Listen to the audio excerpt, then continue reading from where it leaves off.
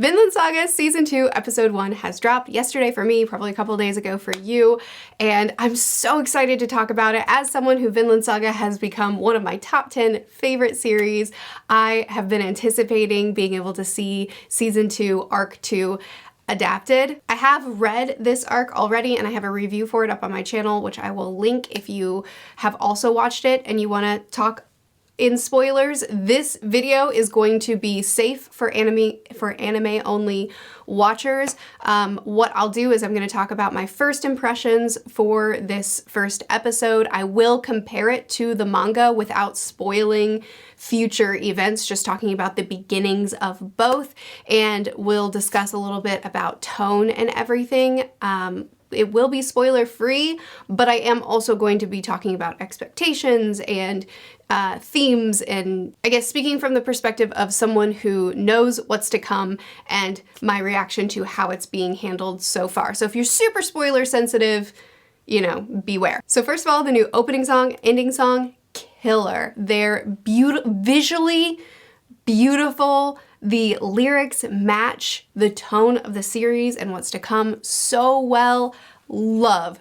Big fan. And the opening episode, huge fan as well. I'm thrilled with how this is turning out so far. Beginning with this lighter tone of Einar and his mom and his sister recovering from war, recovering from the effects of war, and Einar wishing for something more, but his family being satisfied only for more destruction and effects of war coming on them, but this time with far more gravity, I think was incredible. One thing that I loved about the opening of this arc in the manga was that the exploration of not just war, but the effects of war and the effects that it has on people, that this carried over into the second arc, but more specifically that we shifted focus away from its effects on the people participating in war, and now we're zooming in on the effects of war victims, of the people who were left behind. We saw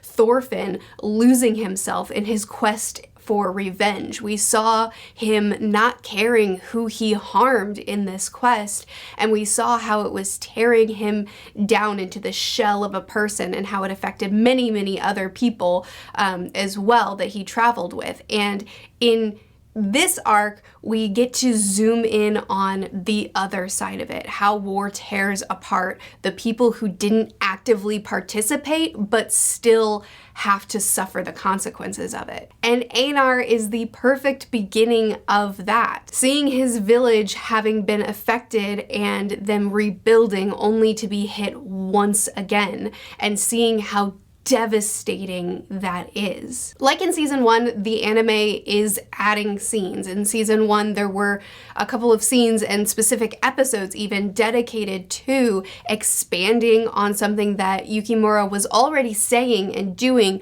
but they just added more to increase the impact, and that's what they did in this episode as well. In fact, there was a lot added in this episode, and they knocked it out of the park. Just like in season 1, they understand, the showrunners, which I understand that it changed studio, but as far as I understand it, the same hands are on it, the same staff are working on it, or at least primarily the same staff. I think, regardless, just like in season 1, they've taken the core of what Yukimura is saying and what he's attempting to accomplish, and they're proving that they truly understand his goal for this series. So as they're adding things on, it's not padding and it's not reaction shots and it's not useless filler. It's only scenes that take what Yukimura was already doing and expanding it and elaborating on it and just increasing that impact. And they did a phenomenal job at that, not just at the beginning with their village and with what happened with him and his mom and his sister, but also when he's taken away, which we saw slavery in season 1, we saw people being sold and treated as property. And here in season 2, again, the focus is now on the victims of war, not the perpetrators of war. So now we're actually with someone who's being sold off. So now we're with him being treated as livestock, as cattle, as property, property, as things. We're seeing them being shipped off and tossed over the side because they're expendable, treated as things that need to be gussied up and pampered so they'll fetch a higher price. Having him open his mouth so they can look at his teeth, and feeling his body to make sure that his muscles are good, or whatever it is they're trying to examine. And with that, we also see Einar, someone who has lived his life free, yes, feeling the effects of war, but having his own free will, now struggling with this new fate that's been thrust on him, not wanting this, being shocked by what he's seeing around him, and then eventually trying to run, caught again, beaten down to the point that his face is swollen and he doesn't look like himself, and then continued to be beaten more. He's made an example of for the rest of the people so that they know if you try to leave, this is the fate that you get. And then from there, we see him being broken and accepting his fate. He's not fighting anymore. He's not shocked anymore. He's given up. He's numb. And that's really what the beginning of the manga was as well. It was more condensed, but everything that was added with such intentionality and care, and it fits perfectly. We also got to see Leif again, who is still looking for Thorfinn even now. Kind, compassionate, wonderful Leif. I love his character so much. And we got to see him briefly searching for Thorfinn, and then of course Einar is bought. Sorry, I called him Einar when I was reading it. I even looked up the pronunciation and it said Einar, but apparently I was wrong. So Einar, which Philip also said, which if you don't know, if you are a manga reader, I have my dedicated reviews, but I also have book-by-book discussions with my friend Philip, who speaks Old Norse and who has studied this time period extensively, and this is his first manga that he's ever read. And so I have a playlist for that too. I'll link that in the description of this as well if you're interested and you do read the manga. But he also said it was Einar, so obviously my Googling is poor. But anyway, we see him being sold to a farmer. And so Einar is taken off to the farm. This is the first hope that we see in him, the first spark of hope that we see in him since he's been captured, that, oh, this is something I know. This is something that's familiar to me. You know, maybe this isn't going to be as bad as I thought it was. Still don't have your freedom, still a slave, but I guess something. And then we are presented with Thorfinn. Thorfinn, who too is clearly very changed. I mean, look at his eyes in the scene, from being so intense and focused and driven by this anger and this need for vengeance, and now well, we'll see how he is. If you remember from the end of season 1, Thorfinn did cut Canute, the new king. So naturally there has to be a punishment. There has to be a penalty for this. But because Canute and Thorfinn had a camaraderie, friendship, whatever you want to call it, this is the fate that Thorfinn got. This is where he wound up, as a slave. Just in his eyes, we see a reflection, which I love this. Yukimura did the same thing in the manga.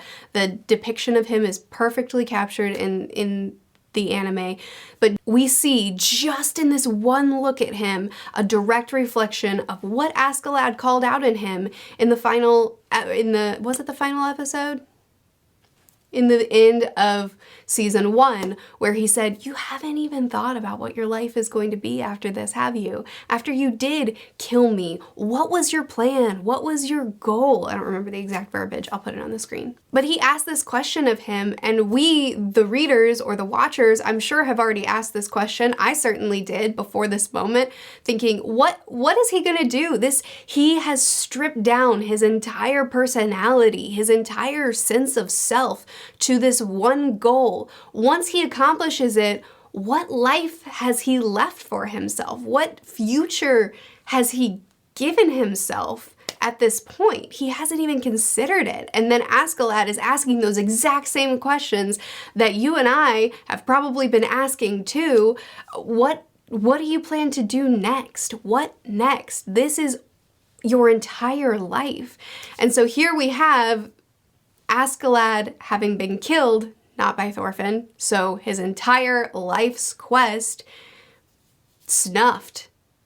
And what now? And we see that emptiness, that what now in his eyes here. And it's just, oh, it's so beautifully captured. And we will continue to answer that question. I won't. The series will continue to answer that question as we progress in the series, because now we have established that we are still with Thorfinn. It's not that we're shifting POVs. Einar is not our new protagonist and Thorfinn is gone now. I mean, I won't tell you what's to come. I will say that Thorfinn is here.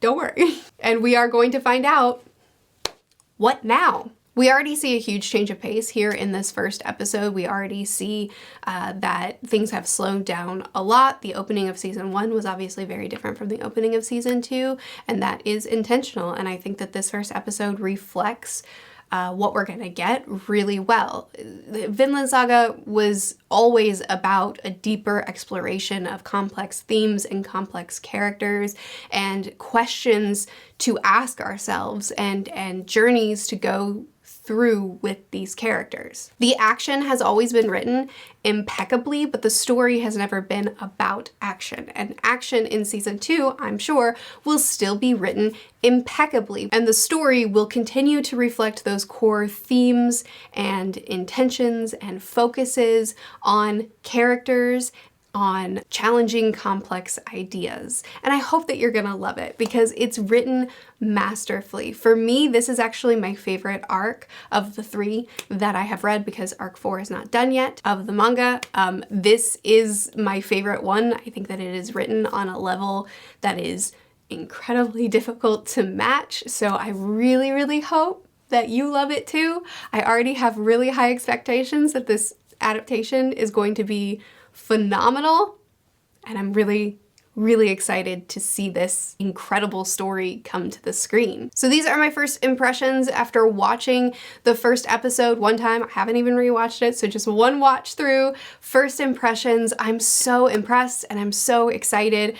The first season was adapted so fantastically. So I already expected season 2 to be adapted really well as well, but this was an incredible starter and I can't wait to continue watching it. I will not be doing episode by episode discussions for this season. This is just my first impressions, and then once the season is complete, I will do a full season review. So that's what to expect from me. But if you love this series and you want to discuss it with me episode by episode, or a group of really cool people episode by episode, consider checking out my Patreon. We are streaming each episode and doing watch parties where we're just hanging out and talking while we're watching it. So you can talk with us week to week over there, or just wait until the season is over, because there will be a dedicated video for it once all the episodes are out. But I just know this is going to be an incredible second season, and I'm so excited to watch it unfold. I hope you are too. I hope you're looking forward to it. I hope you'll give it a chance. It's gonna have a different vibe. It's gonna have a different feel, but it's still going to be Vinland Saga. And I hope you love it. Like I said, I will link in the description of this video my Vinland Saga Arc 2 episode for the manga, and my book by book discussions with Philip. That's on my second channel, which is where I do more in-depth discussions on what I'm reading. I post videos every Monday, Wednesday, and Friday on this channel, Tuesdays and Thursdays on the second channel, which is always linked in the description of my videos. I'll see you again soon. Bye.